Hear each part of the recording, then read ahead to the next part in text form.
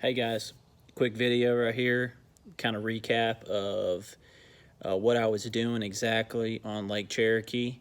I'm going to show you what I'm throwing, going to show you my setup, and kind of what I was keying on Lake Cherokee for smallmouth, and I call it largemouth too. So, but basically what I was using is this is probably my favorite spinning rod setup right here, especially for a shaky head. I was throwing a 16th ounce shaky head. Had a bottom hopper worm on there, Berkeley power bait, in the smoke purple. This is a Villain 2.0, 7'3". It's got a fast action. I got 15-pound X9 braid, Berkeley X9 braid, and I was using a 10-pound fluorocarbon leader, Berkeley 100% fluorocarbon. Had a Revo spinning reel. There's the worms I was using right there. Really good. You know, basically a finesse worm.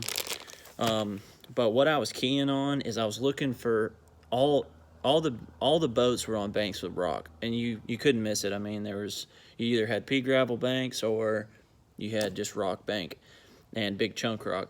But what I was looking for is I went down these banks and I was finding isolated rocks that were just off the bank, flatter banks, isolated little rocks and stuff that I could pick apart.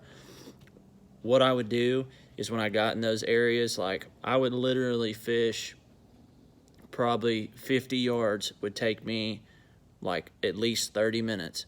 I was fishing that slow. I would throw, you know, if I pulled up to a rock there, I could see a rock, I'd pitch it over there by one side of the rock.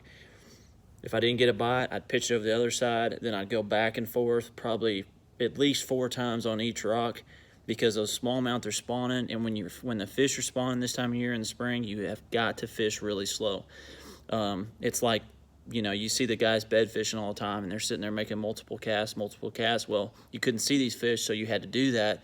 You didn't know there's one there, but I kind of knew there was one there, you know what I mean? Because it's just that time of year. They're there. This lake was loaded with fish. I found that out in practice, that if I found a spot that looked good, where there would be some big smallmouth spawning or largemouth, that's what I was keying on, and that's what I would fish. And I fished it slow, and I got bites on it. So that's really what I was doing.